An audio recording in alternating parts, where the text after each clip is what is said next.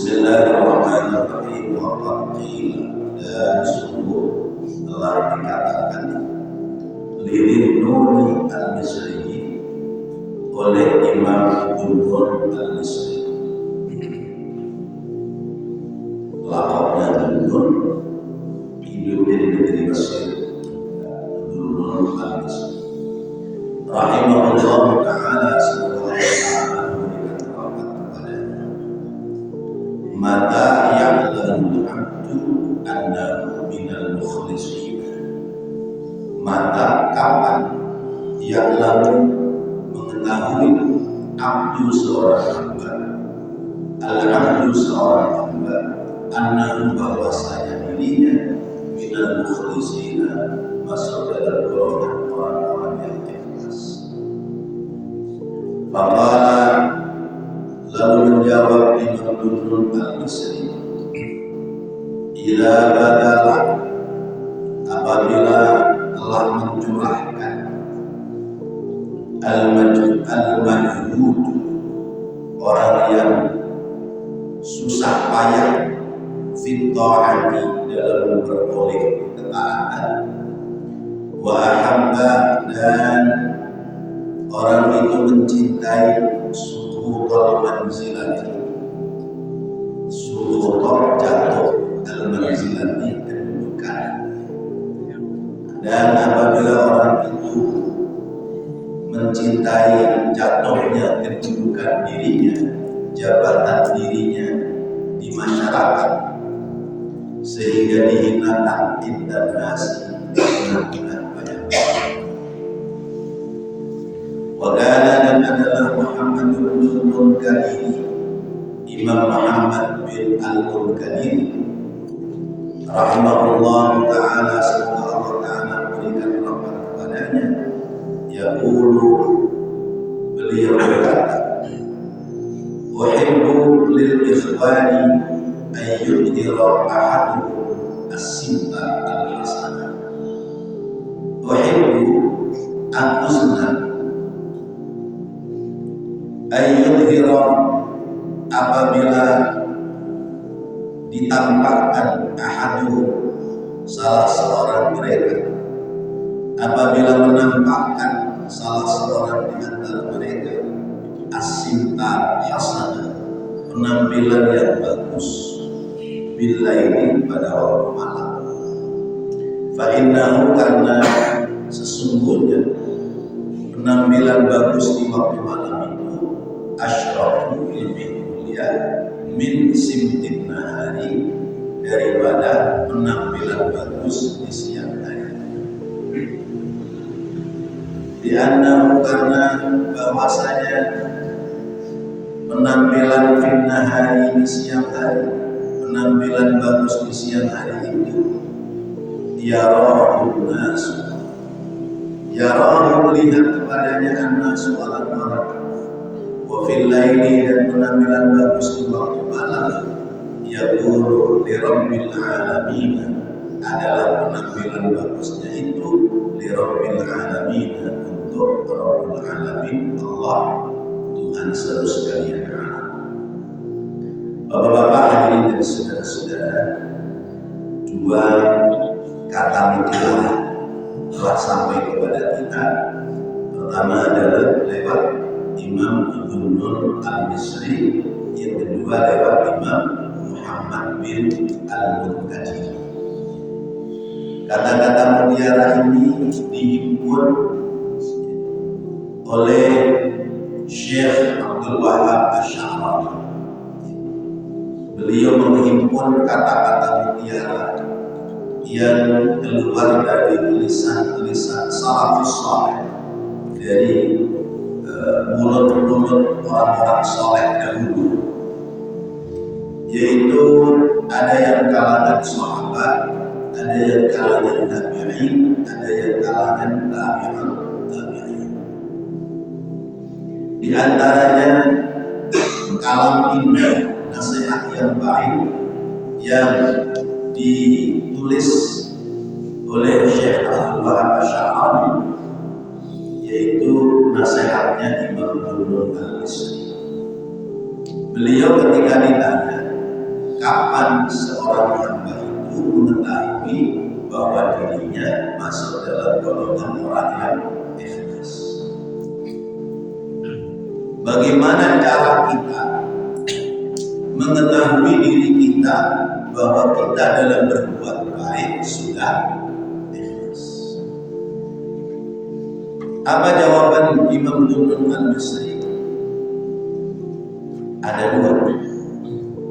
Yang pertama, idza badala al-majhudu fi ta'ati, yaitu apabila orang dengan susah payah mencurahkan kemampuannya dalam taat kepada Allah.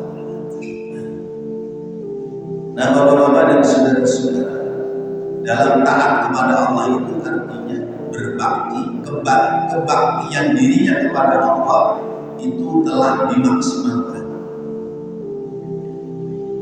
Sebagaimana nasihatnya khatib kalau sedang berkhutbah di hari Jumat, ittaqullaha haqqa tuqatih wa la tamutunna illa wa antum muslimun.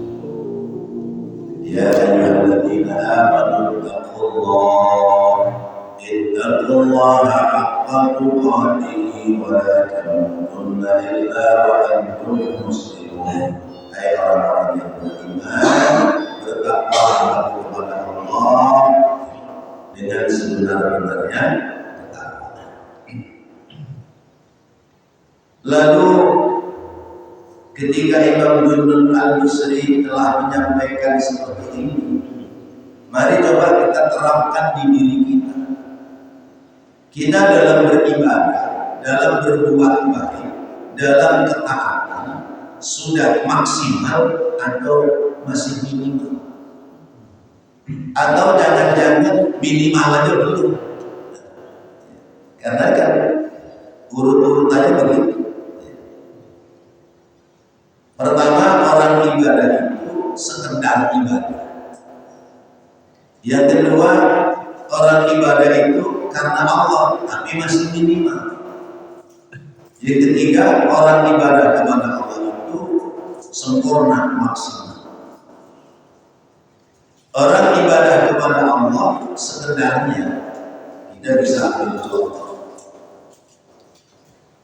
Orang ini sholat, tapi sholatnya sekedarnya, sehingga kadang ingat sholat, kadang nggak ingat sholat. Itu namanya ibadah cuma buat pantas.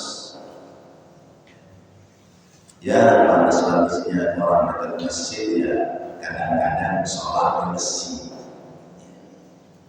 Nah ini sholatnya minimal aja belum, baru sekedar sholat. Karena apa? Niatan sholatnya itu untuk menutupi bahwa supaya orang tahu dia ini sholat.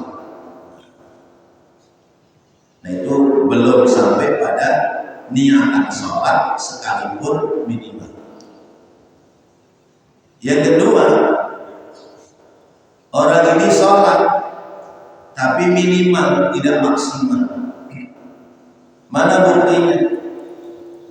Ketika dikumandangkan adzan hayya 'alas shalah, yang main HP tetap main HP, yang pada kumpul tetap kumpul, yang pada bercandaan tetap bercandaan, yang kerja tetap kerja, tidak berhenti mengejar panggilan Allah. Berarti dia beribadah tapi masih minimal. Waktu 12:07 masuk waktu zuhur. Dengar adzan, bahkan suara adzan dari berbagai penjuru, dari masjid sholat, tapi tetap aja nggak bergerak-gerak.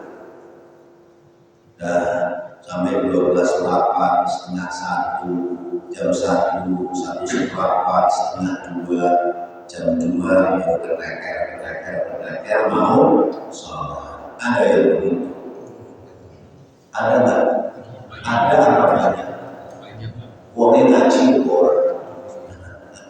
orangnya ngaji apa enggak? Yang modelnya begitu. Ya Allah. Berarti kita ibadah tapi belum maksimal. Coba kita bayangkan, kita dipanggil oleh orang tua. Orang tua kita manggil jam 12. Kita datangnya jam 2. Kira-kira orang tua betul? Itu ukuran kita sama orang tua. Kita kerja di kantor, bos kita perluin kita, manggil kita jam 12, datangnya jam 2, tuh bos kesel pasti. Padahal kalau kita datang pada waktunya, reward bukan buat kita, ada nilai keuntungan yang kembali kepada kita. Benar ya Pak Cik? Reward ya, reward bukan reward. Ada keuntungan buat kita. Umar, sini, ya bos, jalan ya. Pada waktunya sesuai dengan panggilan, ada reward. Kerja sehari seminggu sebulan, nih ada kerja maksimal bagus di seksi bonus. Setiap bulannya dapat bonus. Bahkan setiap hari dikasih tambahan uang bensin. Sebulannya dapat bonus. Akhir tahun THR-nya gede ketimbang yang apa? Itu apa? Umar, sini mah, Umar. Nggak jawab dia. 2 jam kemudian datang Pak Bos. Kayaknya tadi Pak Bos manggil saya deh. Kayaknya tadi Pak Bos manggil saya. Agak telat. Kata Bos begitu. Udah telat. Saya manggilnya jam 2. Inti datangnya jam telat. Udah sudah balik lagi aja. Mending balik lagi aja. Ya kalau udah peringatan sekali lagi, pecat. Ya kalau dari perusahaan kantor dipecat masih bisa pindah ke tempat lain. Nah kalau yang pecat Allah, falyatlub rabban siwaya wal yakhruj min dunya. Kalau kamu tidak mau nurutin saya, maka cari Tuhan selain saya dan hiduplah di luar bumi saya. Ayo, maka pelan-pelan kita melatih diri supaya menjadi orang ikhlas itu adalah badlul majhudi fit ta'at, yaitu mencurahkan daya upaya yang semaksimal mungkin menuju taat kepada ini. Enggak, giliran ibadah yang enggak ada nilai dunianya enggak pada nomor, tapi giliran ibadah yang ada nilai dunianya berubah. Ketika Allah mengajak kita untuk taat yang tidak kelihatan nilai dunianya secara kontan, pada ogah-ogahan. Tapi kalau Allah ngajak ibadah yang di situ ada nilai dunianya kontan, berebut biar sampai tonjok-tonjokan itu enggak apa-apa. Contohnya bentar, kalau ibadah kurban, kalau hewan korban ya, sudah mulai dihimpun di masjid-masjid, di musola-musola. Nanti orang-orang yang nggak pada biasa ke masjid, ke musola juga pada nomor, ya, pada nomor. Tapi tempat lain sini mah insya Allah nggak beda. Kenapa? Karena ada nilai kontan di dunia. Sementara ibadah itu nilainya tempo besok di akhirat. Maka orang kemudian tidak mampu memaksimalkan, ibadah karena menganggap bayarannya belum jelas. Padahal yang bakal bayar adalah Allah.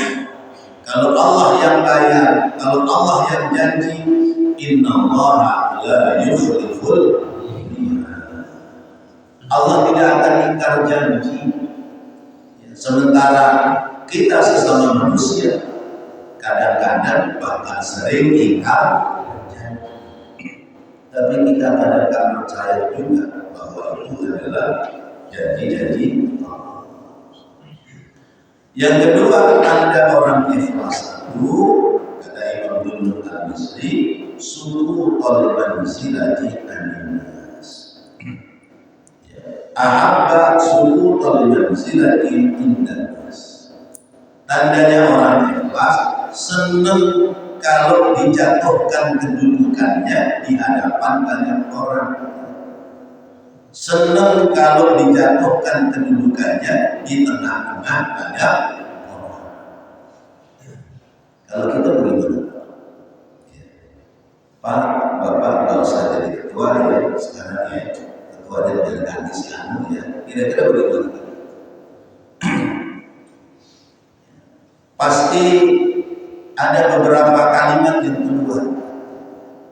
Saya mau berhenti jadi ketua kalau ada orang yang lebih bagus gantiin saya. Karena merasa dirinya sudah bagus.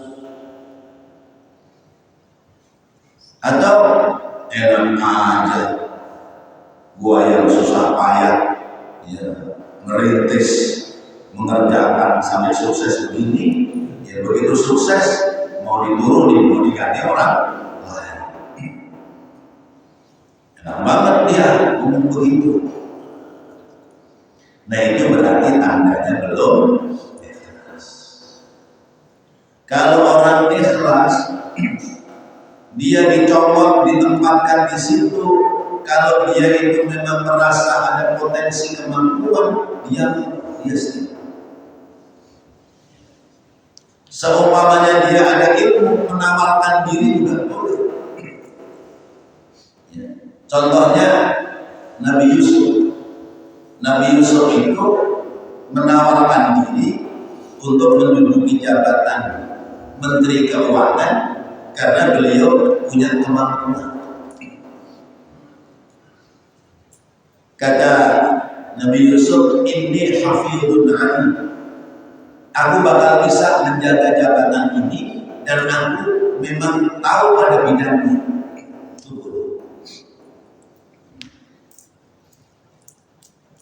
Tapi akan lebih bagus kalau kita ada kemampuan lalu kita diambil oleh orang ditempatkan di situ, terima. Bukan kita yang mencari jabatan, bukan kita yang mencari jabatan, tapi kita dicari oleh orang lain karena orang lain tahu kita punya potensi untuk bisa menempati tempat itu. Terima. Itu prinsip kita.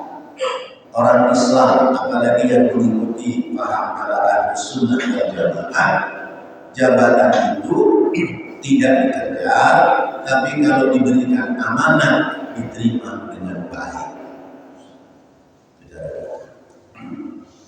Kalau saatnya kedudukan itu harus berpindah kepada orang lain, senang kalau kedudukannya berpindah kepada orang. Kenapa senang? Karena berarti amanahnya sudah selesai, tugas kewajibannya sudah selesai. Maka salafus saleh, orang-orang dulu itu ketika diberikan jabatan bukan mengucapkan alhamdulillah, tetapi yang diucapkan adalah inna lillahi wa inna ilaihi raji'un. Sayyidina Abu Bakar As-Siddiq ketika didaulat menjadi khalifah, mukadimah pertama yang diucapkan adalah inna lillahi wa inna ilaihi. Kenapa? Karena jabatan ini musibah, bukan anugerah. Lalu musibah, ya kalau kita bisa menjalankan amanah dengan baik. Kalau kita tidak bisa menjalankan amanah dengan baik, kita siap untuk menerima konsekuensinya. Nanti begitu selesai menjabat, dia aman, sudah sertijab, serah terima jabatan, baru boleh mengucapkan alhamdulillah. Alhamdulillah, saya jadi ketua masjid, ya, selesai dan saya melihat ada hasilnya ini.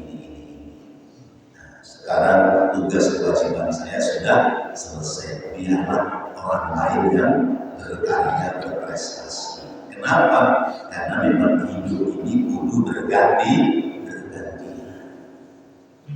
Ya, bahasa saya hidup kudu bergantian. Bahasa indahnya hidup ini perlu regenerasi. Hidup perlu regenerasi. Jangan sampai kita maunya nongkrong di situ aja, nggak mau diganti oleh orang. Kalau kita maunya nongkrong di situ nggak mau diganti sama orang lain, maka berarti kita mematikan generasi, tidak mempersiapkan generasi-generasi yang lain. Maka kata Imam Ibnu Al-Misri, tanda orang ikhlas yang kedua adalah senang kalau jabatannya diberhentikan. Orang kita jabatan diberhentikan, siap melawan, ya. Kumpulkan ya kroni-kroni. Bagaimana ini? Dilawan apa enggak? Bagaimana cara melawannya? Sekarang sudah ada alat komunikasi yang canggih, bikin aja hoax sebanyak-banyaknya supaya orang yang menjatuhkan kita dia jatuh sendiri. Bikin hoax begini. Dunia hancur. Nah itu poin pertama pelajaran kita pagi hari ini, nasihat Imam Ibnu Al-Misri. Lalu kemudian nasihat yang kedua, yaitu dari Imam Muhammad bin Al-Munkadir. Imam Muhammad bin Al-Munkadir, beliau pernah menyampaikan yang kemudian ditulis oleh Syekh Abdullah Asy'ari, uhibbul ikhwan, uhibbu lil ikhwani an yudhira ahaduhum as-simta al-hasanah billahi. Kata beliau, aku senang kalau punya teman dia menampakkan pakaian-pakaian yang bagus di waktu malam. Aku senang kalau teman-temanku menampakkan pakaian-pakaian yang bagus dipakainya di waktu malam.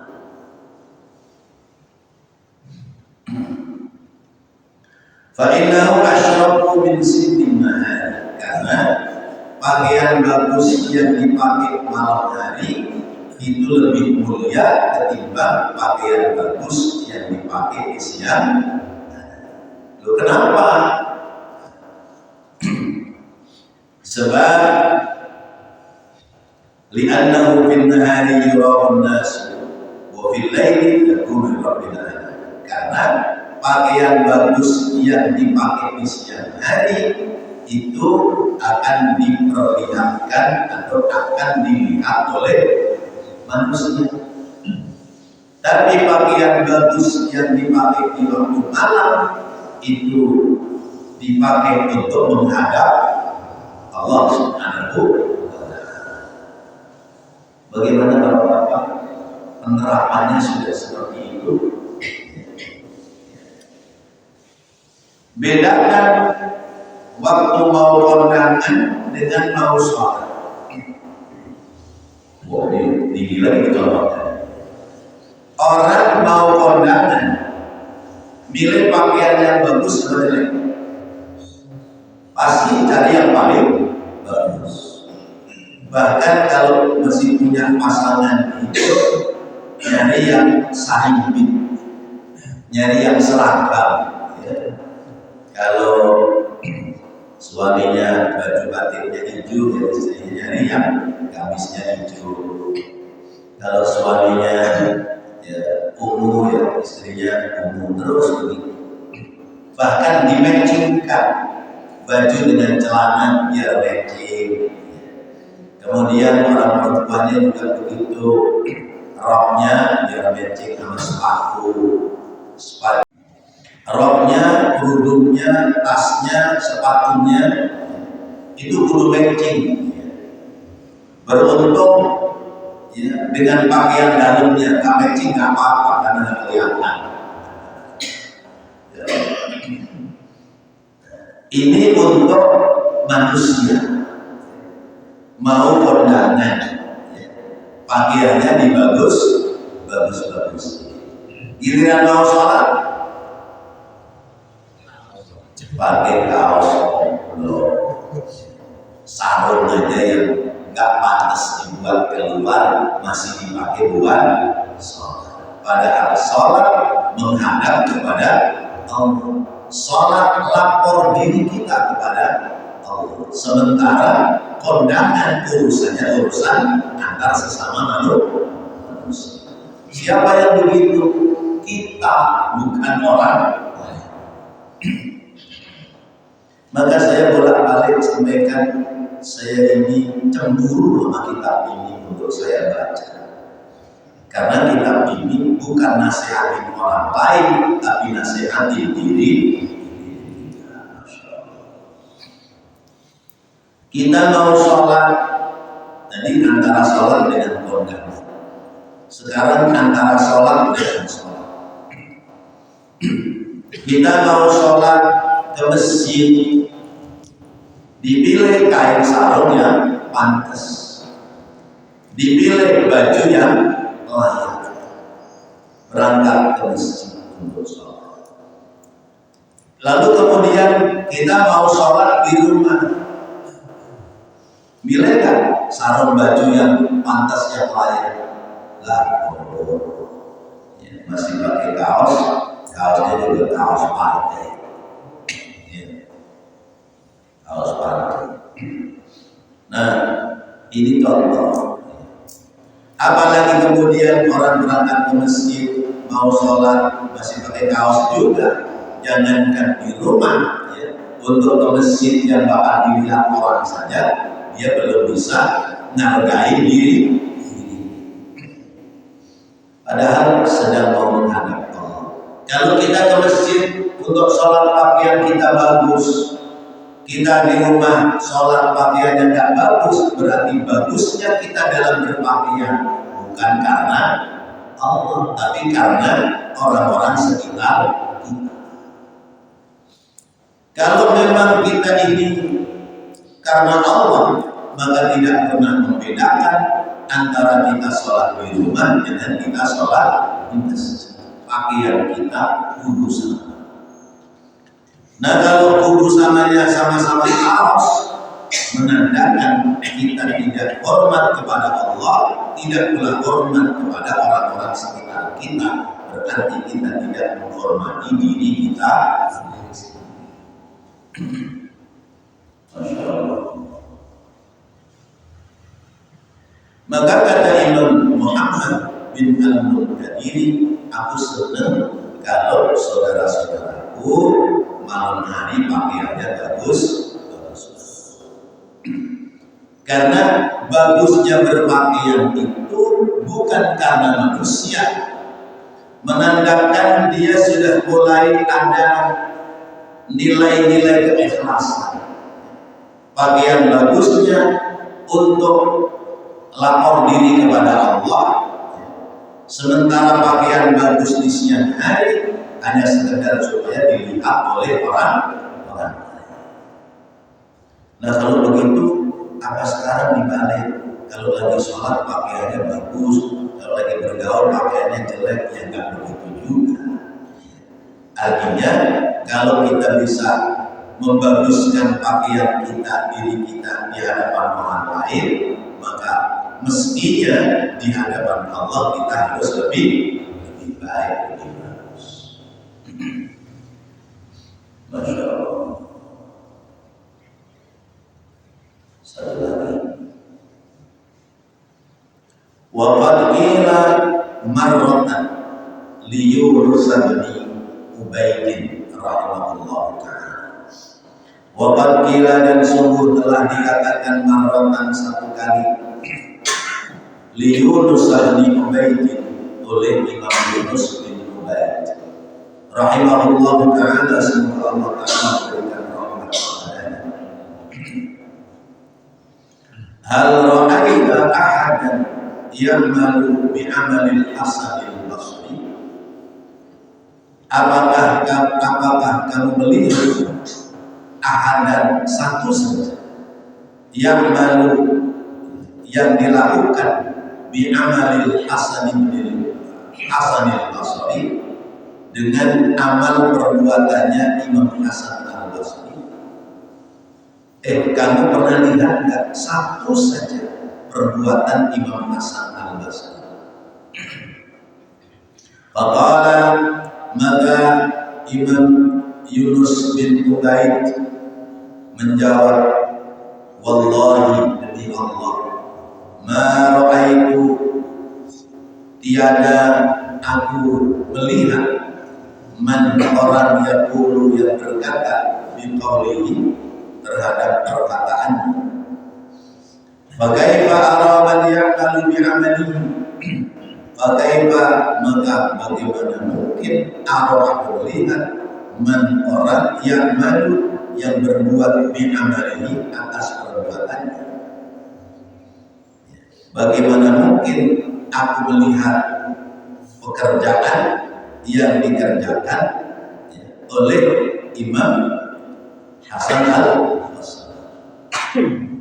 Kana wa'duhu liyukil qulub, kana adalah wa'duhu, nasihatnya, yubki, menjadikan menangis, al-quluba, hati-hati manusia,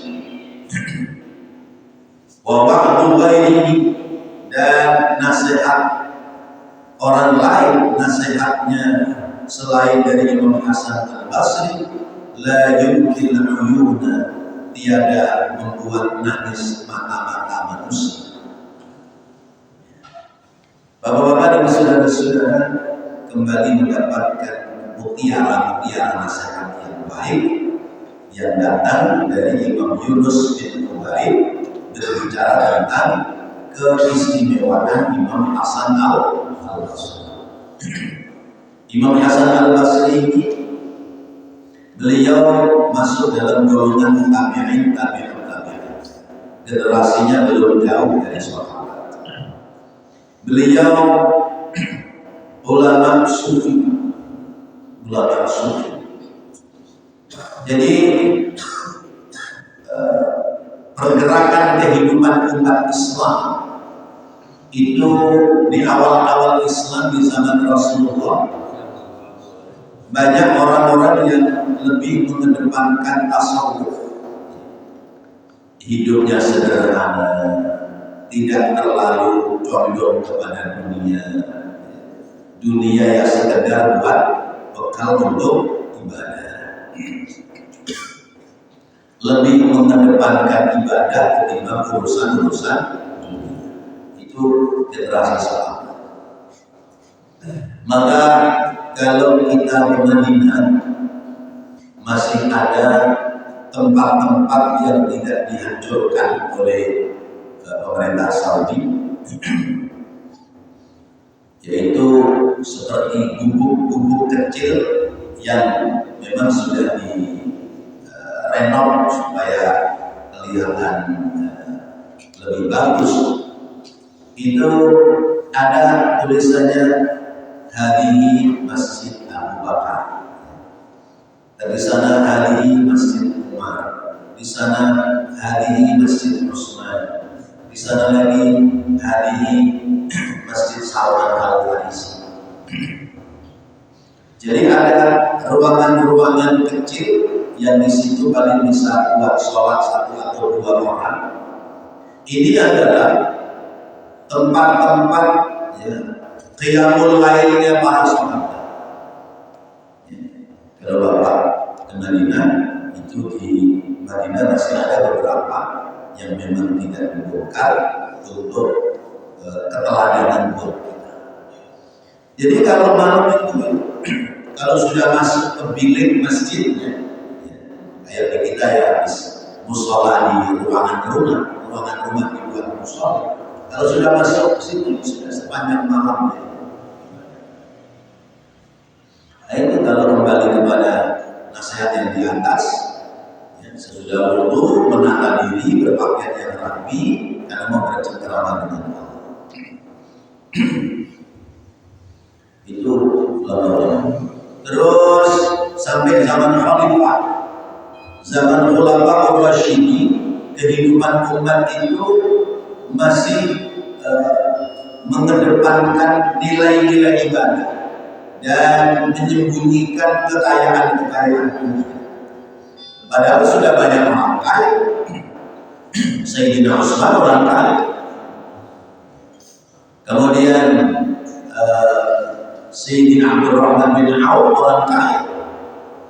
Apalagi kekayaan Sayyidina Abdurrahman bin Auf itu kekayaannya yang uber-uber dia. Sekali waktu mendapati nasihat dari Rasulullah bahwa harta kekayaan itu halaluha hisabun wa haramuha adabun, yang halal bakal dihisab, yang haram bakal jadi siksa.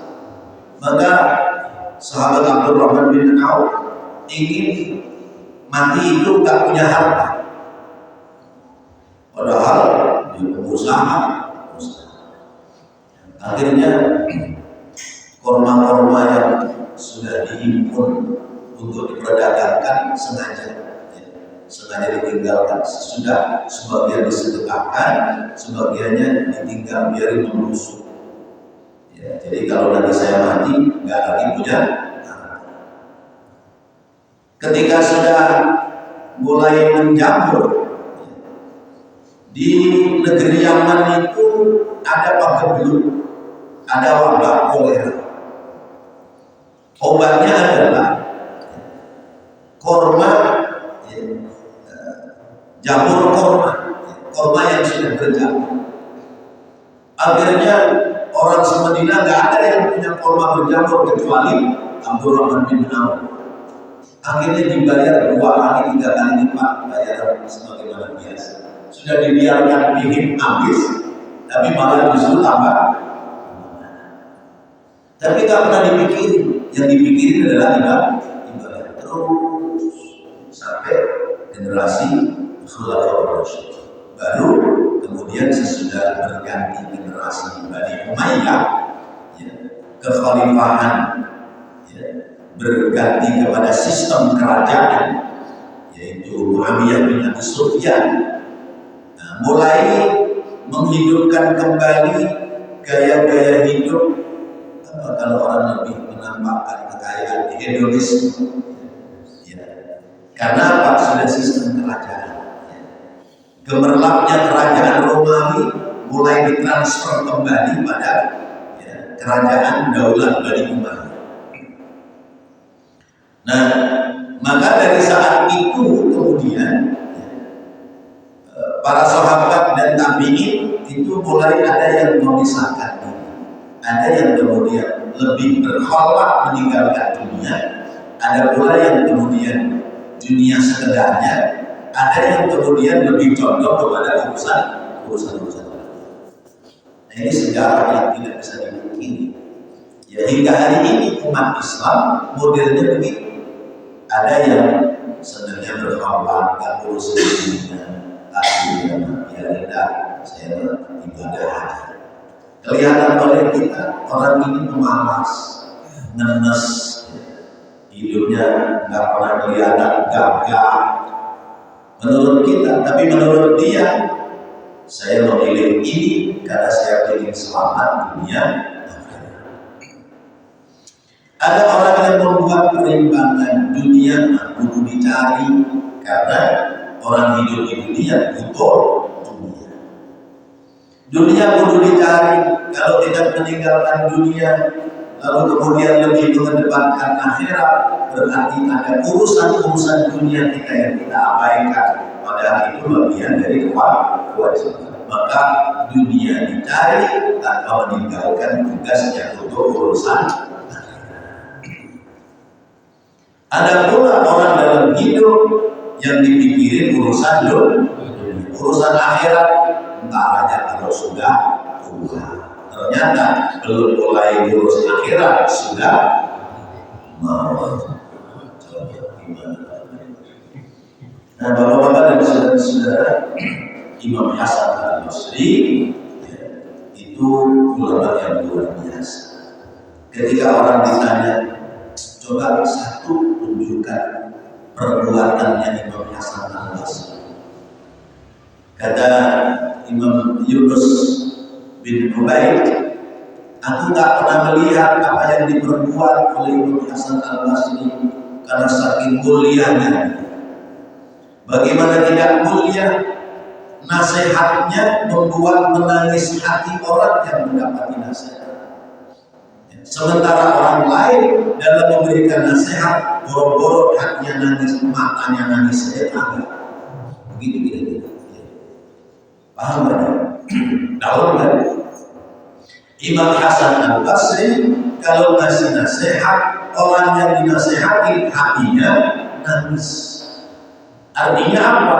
Orang yang mendapatkan nasihat Imam Hasan Al-Basri, dia langsung berubah. Karena sentuhannya adalah sentuhan qalbu, sentuhan hati. Sementara ulama lain dalam memberikan nasihat, jangankan nangis hati, nangis mata aja. Ini pada tataran beliau memberikan nasihat. Apalagi pada tataran amal perbuatan beliau. Nasihatin orang aja, orang hatinya bisa nangis, apalagi nasihatin dirinya. Nah, ini ulama-ulama dahulu dalam bersikap, dalam berperilaku, dalam berbuat seperti ini keadaan. Sengaja oleh Syekh Abdul Wahab Asy'arani, ini dihimpun, mutiara-mutiara ini dihimpun, disajikan kepada kita supaya kita tahu bagaimana akhlak perilaku orang-orang dahulu. Kemudian sudah kita tahu supaya kita bisa menerapkan kepada diri kita akhlak perilaku ulama-ulama dahulu yang seperti ini. Bagaimana dengan akhlak saya? Bagaimana dengan perilaku saya? Oh, ternyata masih jauh. Maka tidak layak, tidak pantas kalau kita mengaku diri sudah mulia, karena ternyata ketika kita melihat kemuliaan orang-orang dahulu jauh hubungannya dengan kita, bukan sekedar langit bumi, tapi langit dan sumur. Tidak baina sama wal ard, tapi baina sama was sumur. Sumur yang dalam beriman. Baik bapak-bapak hadirin dan saudara-saudara, sampai di sini hanya mau menambahkan. Ya, silakan. Kalau tadi ikhlasan itu seolah-olah ada reward itu kan menyenangkan. Iya. Tapi ada sebaliknya, manis itu ya sebaliknya kita merasa ada kesusahan hidup itu. Mohon maaf, apakah itu juga merupakan punishment dari ada nggak punishment? Iya. Jadi tadi diterapkan bahwa ketika kita ikhlas, kemudian kita mendahulukan kepentingan Allah, maka akan ada reward kepada kita. Lalu bagaimana dengan kesulitan hidup. Kesulitan hidup bagi hamba di sisi Allah adalah sebuah ujian bagi dirinya. Maka ketika dia mendapati ujian lewat kesulitan hidup, lalu dia sabar. Kalau kesulitan hidup itu jadi apa namanya? Nilainya pada posisi sabar. Kalau pada amal ibadah itu nilainya sandarannya pada posisi ikhlas. Kita diberikan ujian, tapi sabar. Sabar itu konsentrasi antara akal pikiran, hati dan badan masih jadi satu, sehingga tidak emosi, tidak marah, tidak mudah menyalahkan orang lain. Dia dapati bahwa ujian itu datang dari Allah, lalu dia sabar. Kemudian dia ikhtiar dan tawakal, maka tetap akan ada nilai positif dari Allah. Kenapa? Karena Allah sudah menjanjikan fa inna ma'al usri yusra, inna ma'al usri yusra. Sesungguhnya setiap kesulitan akan ada kemudahan, dan sesungguhnya pada kesulitan pasti akan ada jalan kemudahan. Maka ya, terpulang kembali kepada hati kita dalam menyikapi apa yang sedang terjadi, khususnya pada diri kita. Wallahu a'lam bishawab.